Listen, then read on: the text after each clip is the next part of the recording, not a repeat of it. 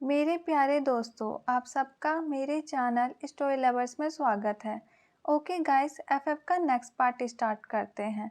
Last part में हमने सुना था कि लेंजा विंग को मॉल लेके गया था और विंग लेंजा की नज़रों से बचकर मॉल से भाग गया था। अब आगे लेंजा को विंग पर बहुत ही गुस्सा आ रहा था, लेकिन वो इविल स्माइल करता है और कहता है, बेबी तुम बहुत ज़्यादा बेवकूफ़ हो। क्या तुम मुझे छोड़ के भाग सकते हो? क्या मैं ऐसा होने दूंगा? तुम मेरी ज़िंदगी हो। क्या मैं अपनी ज़िंदगी से अलग रह सकता हूँ? लेंजा अपना मोबाइल निकालता है और विंग की लोकेशन चेक करता है, जो एयरपोर्ट बता रही थी। लेंजा कहता है, बेबी तुम इतनी जल्दी एयरपोर्ट भी पहुँच गए। तुम तो मुझसे दूर जाने के लिए कुछ ज़्यादा ही बेताब हो। जब लेंजा को पता चला था कि वो डैड बनने वाला है, उसने विंग को एक रिंग गिफ्ट की थी, जो उसने अपने हाथों से विंग को पहनाई थी।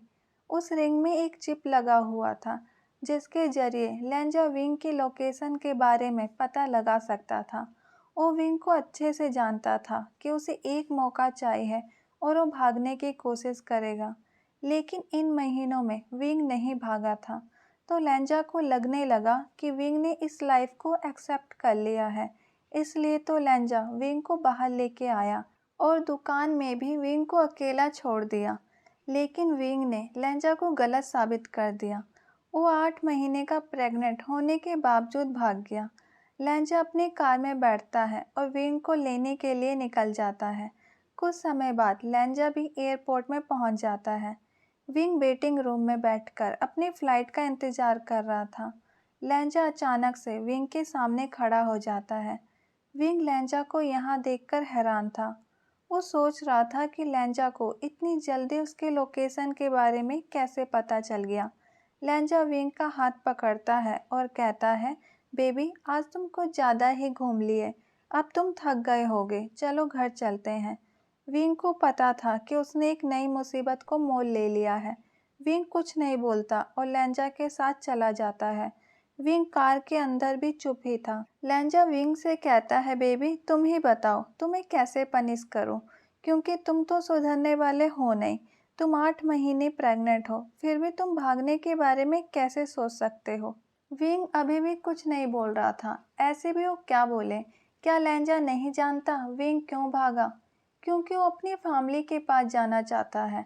उनकी कार मैंसन के बाहर रुकती है और लेंजा विंग का हाथ पकड़कर उसे कमरे में ले जाता है।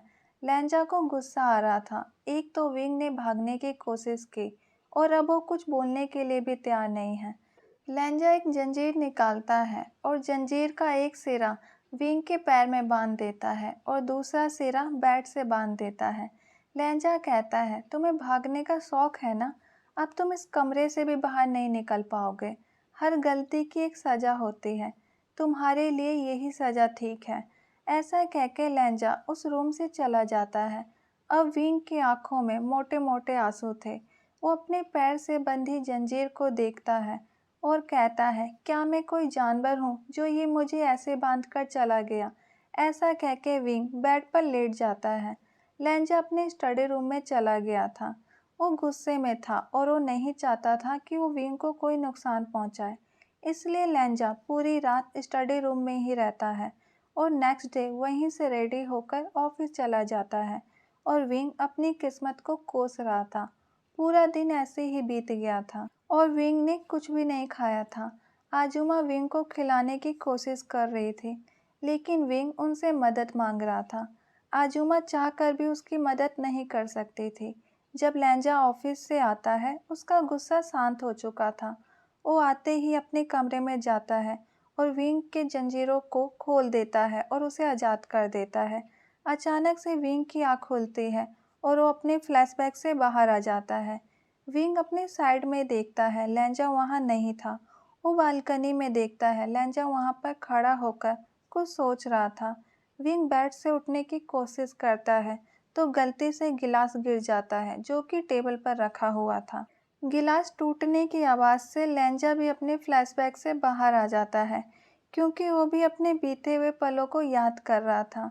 लेंजा भागकर विंग के पास आता है और कहता है, बेबी बेड से नीचे मत उतरो, कांच के टुकड़े चुभ जाएंगे। तुम कोई भी काम सही से नहीं कर सकते क्या? क्या तुम सही से नहीं उठ सकते? तुम्हें चोट लग जाती तो? ऐसा कह के लैंजा खुद कांच के टुकड़े उठाने लगता है। वो कांच के टुकड़े उठाते उठाते विंग को डांट भी रहा था, लेकिन उसके डांट में विंग के लिए सिर्फ प्यार नजर आ रहा था। विंग बहुत ही ध्यान से लैंजा को देख रहा था। शायद वो लैंजा को समझने की कोशिश कर रहा था। वो लैंजा को समझ नहीं पाता था। जो खुद विंग को चोट पहुंचाता था, वो विंग को चोट लगते नहीं देख सकता था। विंग को लगता है कि क्या ये सच में मेरी केयर करता है। फिर विंग सोचता है ये तो एक डेविल है जिसके पास दिल ही नहीं है। ये सब ड्रामा कर सकता है, लोगों को पनिश कर सकता है, उनकी केयर नहीं कर सकता। अचानक से लैंजा के हाथ में कांच का टुकड़ा घुस जाता है, जिसके कारण लैंजा की उंगली से खून निकलने लगता है। विंग बेड से उठता है और लैंजा का हाथ पकड़कर उसे बेड पर बैठा देता है। जब से लैंजा विंग को किडनैप करके यहाँ लाया था, ये पहली बार था जब विंग ने अपनी मर्जी से लैंजा का हाथ पकड़ा था। विंग की आंखों में लैंजा के लिए फिक्र थी। उसने लैंजा से कुछ भी नहीं बोला, लेकिन वो लैंजा की उंगली को ट्रीट करने लगा। उसमें मेडिसिन लगा के उसमें पट्टी बांधने लगा। आज लैंजा के चेहरे पर एक बड़ी सी स्माइल थी। उसे अच्छा लग रहा था कि विंग उसकी केयर कर रहा है। विंग लैंजा की उंगली को ट्रीट करता है और बाथरूम जाकर फ्रेश होने लगता है। लैंजा सर्वेंट को बुलाकर रूम की सफाई करने के लिए कहता है। विंग रेडी होकर बाहर आ जाता है। लैंजा कहता है, बेबी तुम्हें याद है ना, आज हमें चेकअप कराने जाना है? विंग हाँ में अपना सर हिलाता है। लैंजा विंग के पास जाता है और कहता है, बेबी हमें शादी कर लेनी चाहिए। अब 1 महीने बाद हमारा बेबी भी आने वाला है। उससे पहले हमें शादी कर लेनी चाहिए। विंग कुछ नहीं बोलता। लैंजा एक गहरी सांस लेता है और बाथरूम में चला जाता है रेडी होने के लिए। कुछ समय बाद लैंजा बाथरूम से बाहर निकलता है, फिर ऑफिस के लिए तैयार होने लगता है। लैंजा शीशे से विंग को ही देख रहा था जो बेड पर बैठा था।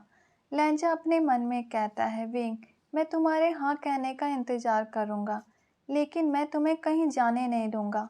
लैंजा विंग को अपने हाथों से ब्रेकफास्ट कराता है और कहता है, बेबी ऑफिस में एक ज़रूरी काम है, मैं बस उसे कंप्लीट करके 2 घंटे में आ जाऊंगा। जब तक तुम हॉस्पिटल जाने के लिए तैयार रहना। विंग लैंजा की तरफ देखता है, फिर अपनी नज़रों को नीचे करके हाँ कहता है। लैंजा विंग के माथे और स्टमक पर किस करके ऑफिस के लिए निकल जाता है। लैंजा ऑफिस का काम कंप्लीट करके वापस आ जाता है। विंग पहले से ही हॉस्पिटल जाने के लिए तैयार था। विंग और लैंजा हॉस्पिटल के लिए कार में बैठकर निकल जाते हैं। लैंजा ड्राइवर से कहता है हॉस्पिटल ले जाने के लिए। कुछ समय बाद कार हॉस्पिटल के सामने रुकती है। लैंजा और विंग हॉस्पिटल के अंदर जाते हैं। वैंकिंग के कैबिन की तरफ जाने वक्त विंग की नज़र एक फैमिली पर पड़ती है जो डॉक्टर से रिक्वेस्ट कर रहे थे उनके फैमिली मेंबर का ऑपरेशन करने के लिए। डॉक्टर कहते हैं, मैं आपकी प्रॉब्लम को समझता हूँ, लेकिन इस समय हमारे हॉस्पिटल में वो हार्ट सर्जन नहीं है जिन्हें ऑपरेशन करना था, और ये ऑपरेशन कोई और नहीं कर सकता।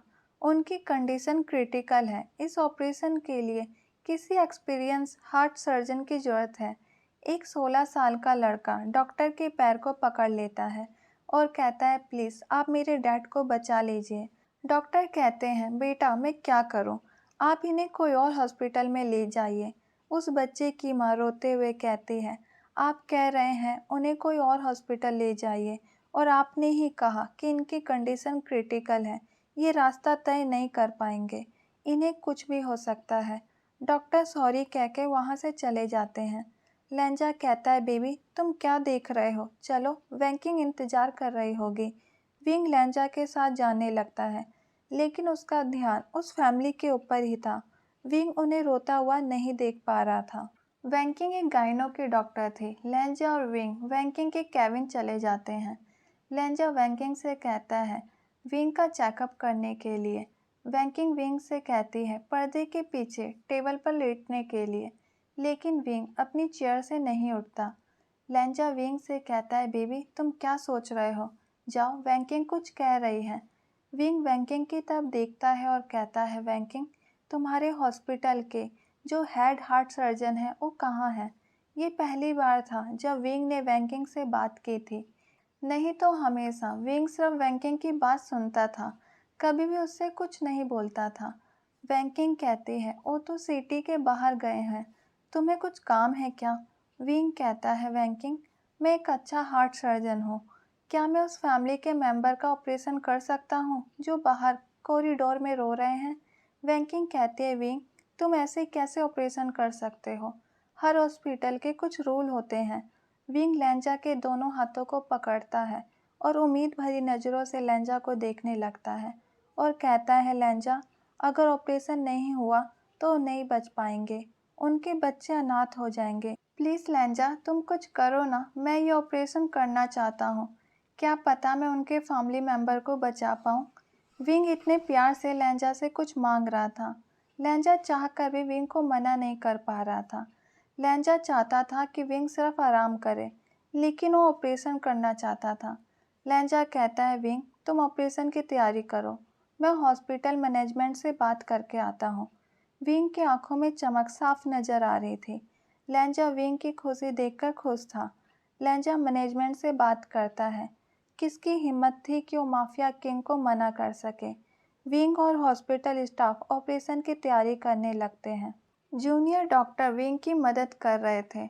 2 घंटे बाद ऑपरेशन कंप्लीट हो जाता है, जो कि सक्सेसफुल था। उस आदमी की जान बच गई थी। विंग के चेहरे पर एक बड़ी सी स्माइल थी, क्योंकि वो किसी फैमिली के चेहरे पर खुशी ला पाया था। वो औरत विंग के पैरों में बैठकर उसका धन्यवाद करने लगती है, उसे दुआएं देने लगती है, उसकी ज़िंदगी के लिए शुभकामनाएं देने लगती है। विंग कहता है मैम प्लीज़ आप उठ जाइए, मैं आपको उठा नहीं पाऊंगा क्योंकि मैं ज़्यादा झुक नहीं सकता। वो औरत जल्दी से उठ जाती है और कहती है बेटा आपको झुकने की ज़रूरत नहीं है, आप अपना ख्याल रखो। विंग स्माइल करता है और वहाँ से चला जाता है। उस औरत ने सारी उम्मीद को खो दिया था, लेकिन विंग उसके लिए भगवान बन के आया था। उसके हस्बैंड की जान बचा ली थी विंग ने। आज लेंजा की आंखों में कुछ अलग ही था। वो विंग को देखकर प्राउड फील कर रहा था। उसे लग रहा था कि उसने अपने लिए बिल्कुल सही पार्टनर चुना है, जो किसी का दर्द नहीं देख सकता। लेंजा और विंग वैंकिंग के केबिन में जाते हैं। वैंकिंग चेकअप करके कहती है सब कुछ बिल्कुल ठीक है। लेंजा और विंग वापस मैंसन चले जाते हैं। 1 महीना ऐसे ही बीत जाता है। अब विंग को कभी भी लेबर पेन हो सकता था, क्योंकि उसकी डिलीवरी डेट नज़दीक आ गई थी। लेंजा विंग को अपने बाहों में लेकर सोया हुआ था कि अचानक से विंग को दर्द स्टार्ट हो गया था। वो लेंजा को उठाते हुए कहता है लेंजा मुझे दर्द हो रहा है। लेंजा जल्दी से अपनी आंखें खोलता है और वो विंग का चेहरा देखता है, जो पसीने से बिल्कुल तर था, क्योंकि उसे बहुत ज़्यादा दर्द हो रहा था।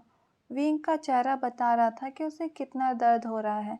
लेंजा ने नाइट सूट पहना था। वो विंग को अपने बाहों में उठाता है और जल्दी से अपनी कार की तरफ भागता है। लेंजा तो जल्दी के मारे चप्पल तक पहनना भूल गया था। लेंजा विंग की ऐसी हालत देखकर बहुत ज़्यादा डर रहा था। विंग कहता है लेंजा जल्दी करो, नहीं तो मैं यहीं मर जाऊंगा। विंग को इतना दर्द हो रहा था कि वो भूल गया था कि उसका रिश्ता लेंजा के साथ अच्छा नहीं है। अभी तो विंग लेंजा से ऐसे बात कर रहा था जैसे वो परफेक्ट कपल है। लेंजा कहता है बेबी तुम चिंता मत करो, बस हम जल्दी ही पहुंच जाएंगे, बस थोड़ा सा दर्द बर्दाश्त कर लो। विंग गुस्से में कहता है तुम्हें पता भी है मुझे कितना दर्द हो रहा है, ये थोड़ा सा दर्द नहीं है, ये सब तुम्हारी गलती है, तुम्हारे वजह से मुझे इतना दर्द हो रहा है। तुमने मुझे प्रेग्नेंट कर दिया, क्या तुम खुद को प्रेग्नेंट नहीं कर सकते थे? फिर ये सारा दर्द तुम्हें होता, मुझे कुछ भी सहना नहीं पड़ता। विंग इतने दर्द में था कि उसे खुद नहीं पता था कि वो क्या बोले जा रहा है। लेंजा कहता है सॉरी बेबी, अगली बार मैं खुद को प्रेग्नेंट कर लूँगा, लेकिन तुम्हें कोई तकलीफ नहीं होने दूंगा। लेंजा जो बकवास कर रहा था उसे खुद नहीं पता था, बस अभी वो विंग को तकलीफ में नहीं देख सकता था। विंग कहता है लेंजा तुम बैलगाड़ी चला रहे हो क्या? अभी तक हम पहुँचे क्यों नहीं? या तुम मेरे मरने का इंतजार कर रहे हो? जल्दी करो, नहीं तो बेबी का जन्म यहीं हो जाएगा। लेंजा कहता है बेबी बस 2 मिनट का रास्ता और है, तुम मेरी स्ट्रॉन्ग बेबी हो, प्लीज़ कुछ देर और दर्द को सहन कर लो। लेंजा और विंग हॉस्पिटल पहुंच जाते हैं। लेंजा विंग को अपने बाहों में उठाकर हॉस्पिटल के अंदर भागता है। वैंकिंग लेंजा को देख लेती है और जल्दी से लेंजा के पास जाती है और कहती है, तुम मुझे कॉल नहीं कर सकते थे? मैं सब कुछ अरेंज कर लेती। तुम जल्दी से विंग को स्ट्रक्चर पर लिटा दो। लेंजा विंग को स्ट्रक्चर पर लिटा देता है। बॉर्ड बॉय विंग को ऑपरेशन रूम ले जाने लगते हैं। विंग लेंजा का हाथ पकड़ लेता है। वो बहुत ज़्यादा घबरा रहा था। लेंजा विंग के माथे पर किस करता है और कहता है, बेबी तुम चिंता मत करो, मैं बस यहीं खड़ा हूँ, तुम्हें कुछ नहीं होगा, हमारा बेबी आने वाला है। वैंकिंग बोर्ड बॉय से कहती है विंग को ऑपरेशन रूम के अंदर ले जाने के लिए। लेंजा ऑपरेशन रूम के बाहर ही चक्कर लगा रहा था। उसके चेहरे से पता चल रहा था कि उसकी कितनी बुरी हालत हो रखी है। उसका दिल तेज तेज के धड़क रहा था। कुछ घंटों बाद वैंकिंग ऑपरेशन रूम से बाहर निकल जाती है और लेंजा के पास स्माइल करते हुए जाती है और कहती है, ऐसे पागलों की तरह चक्कर लगाना बंद करो। लेंजा अपने टेंशन में इतना बिजी था कि उसने ध्यान ही नहीं दिया कि कब ऑपरेशन रूम का दरवाज़ा खोला और कब वैंकिंग सामने आकर खड़ी हो गई। लेंजा सवाल भरी नज़रों से वैंकिंग की तरफ देख रहा था। उसकी तो कुछ पूछने की भी हिम्मत नहीं हो रही थी। वैंकिंग कहती है, विंग और लिटिल लेंजा दोनों ठीक है। विंग ने बहुत ही क्यूट अल्फा बॉय को जन्म दिया है। लेंजा कहता है, मैं उनसे मिलना चाहता हूँ। वैंकिंग कहती है, अभी विंग बेहोश है, हम उसे प्राइवेट रूम में शिफ्ट कर देते हैं, फिर तुम चले जाना। लेंजा की आंखों में खुशी के आंसू थे। वो इस बच्चे का कब से इंतजार कर रहा था। उसे ऐसा लग रहा था जैसे उसकी फैमिली कंप्लीट हो गई। ओके गाइस, आज का पार्ट यहीं रखते हैं। Bye, thank you.